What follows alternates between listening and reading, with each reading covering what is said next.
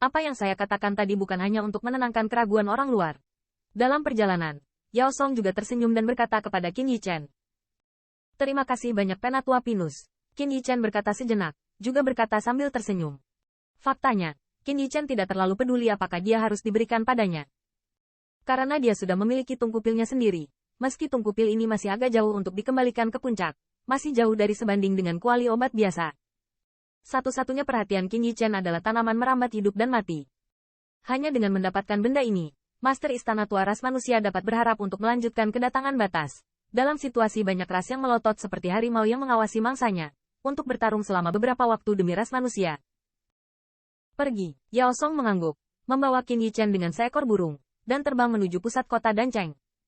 Di belakangnya, beberapa sesepuh juga mengikuti iklim. Dancheng adalah tanah suci di benak para ahli pemurnian pil yang tak terhitung jumlahnya. Bahkan bagian dalam kota masih ramai dikunjungi orang. Hanya patriark kedokteran tingkat lama yang dapat memenuhi syarat untuk menunggang burung di Dancheng. Di bawah serbuan burung suci, hampir setengah jam berlalu sebelum mereka memasuki kedalaman kota terdalam. Setelah turun dari burung, Qin Yichen mendongak dan memiliki deretan aula besar di depannya. Saat ini, dia berada di depan aula besar di tengah aula ini. Patriark ada di dalam. Yao Song memberi isyarat kepada Qin Yichen, dan segera, dia yang pertama pergi ke aula besar. Sebelum memasuki aula besar, Yao Song masih mengingatkan dengan lembut, patriark itu informal. Tapi lihat dia, saya harap Anda akan menghormati. Mendengar ini, kulit Qin Yichen juga sedikit mengangguk. Melihat ini, Yao Song juga yakin mengangguk, sedikit membetulkan bajunya, membuka pintu dengan hormat, dan mengedipkan mata pada Qin Yichen. Qin Yichen juga sedikit tersenyum, mengikuti Yao Song dan melangkah perlahan. Saat memasuki aula besar, Qin Yichen agak terkejut menemukan bahwa di aula besar yang luas ini, dipenuhi dengan banyak rak buku. Di rak buku itu, ada banyak sekali buku. Terlihat berantakan. Saat Yao Song memimpin jalan, jauh di dalam aula besar, di depan rak buku, seorang lelaki tua berjubah abu-abu sedang duduk dengan santai di tanah, melihat buku-buku di tangannya. Pria tua berjubah abu-abu ini penuh dengan nafas. Sepertinya orang tua biasa. Bahkan Qin Yichen menggunakan spirit power untuk melihat bahwa dia kosong di depannya, seolah-olah lelaki tua itu tidak ada. Kamu adalah Qin Yichen, tentu saja pahlawan keluar dari pemuda. Ketika Qin Yichen berdiri tidak jauh di belakang lelaki tua itu, lelaki tua berjubah abu-abu itu juga menutup buku-buku di tangannya sedikit, dengan sedikit perubahan suara, yang juga bergema di aula besar. Junior Qin Yichen, bertemu senior. Untuk lelaki tua ini, pikiran Qin Yichen penuh dengan kekaguman. Di kehidupan sebelumnya, yang terakhir juga memberinya petunjuk. Jika bukan karena petunjuk Yao Tianxin sebelumnya, dia tidak akan bisa menerobos ke Master Pil Suci dengan begitu cepat. Yao Tianxin berbalik, matanya tertuju pada Qin Yichen. Di bawah tatapan ini, Qin Yichen tiba-tiba gemetar, karena dia menemukan bahwa di bawah tatapannya, identitasnya sepertinya telah dilihat olehnya. Dan setelah melihatnya sebentar, mata Yao Tian bersinar dengan warna yang aneh. Dan kemudian suara kejutan terdengar pelan. Hehe, tidak heran bahkan Yao Jie bukanlah lawanmu. Bocah kecil. Kemampuanmu, bahkan aku semua sedikit terkejut. Mendengar itu, mata tetua, Yao Song dan Yao Zong yang datang, melintas dengan ekspresi takjub. Tapi ini pertama kalinya penilaian Yao Tianxin terhadap Qin Yichen begitu tinggi. Anda tahu, bahkan Yao Ji tidak mendapat apresiasi dari Yao Tianxin. Senior tertawa, Qin Yichen melengkungkan tangannya, dengan hormat. Aku tidak membuat lelucon.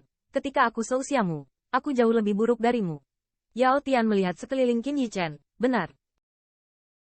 Mendengar ini, Yao Song dan yang lainnya merasa malu. Meskipun orang ini sangat jahat, dia tidak akan membiarkan Yao Tianxin berkomentar seperti itu. Terima kasih banyak pujian senior. Junior tersanjung. Qin Yichen memberikan sedikit hadiah, dengan hormat.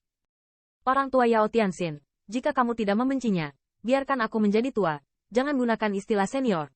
Yao Tianxin sedikit menggelengkan kepalanya, berkata dengan lembut. Karena itu, junior lebih hormat daripada patuh. Mendengar ini, Qin Yichen juga senang berbaikan dengan lelaki tua ini, dan langsung tertawa. Melihat pemandangan ini, wajah Yao Song dan Elder di belakangnya menjadi sedikit kusam. Meskipun Yao Tianxin lebih santai, sikap santainya hanya ditunjukkan oleh orang-orang yang dia kagumi, dan penampilan yang begitu lembut. Bahkan Yao Jie dan yang lainnya, belum diperlakukan seperti itu. Namun, mereka secara alami tidak tahu bahwa Yao Tianxin akan melakukan hal yang sama pada Qin Yichen karena dia melihat pencapaian kekuatan roh dari Qin Yichen. Transformasi roh.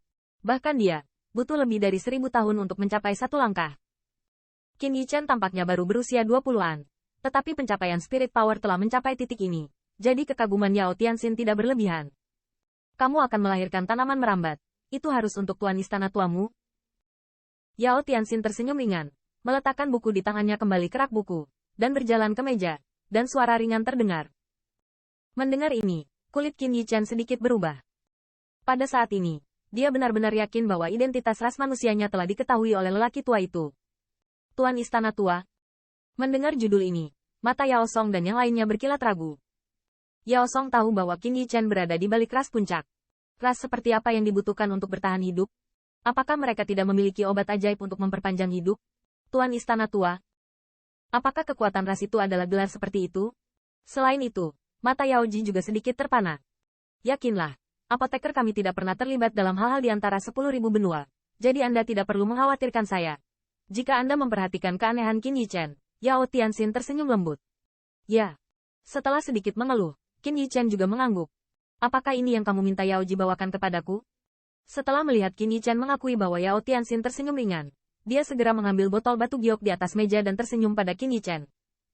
Ketika saya melihat botol giok itu, mata Qin Yichen sedikit membeku. Benda itu persis seperti yang dia berikan di pasar obat, senyawa dan dengan 4 macam efek.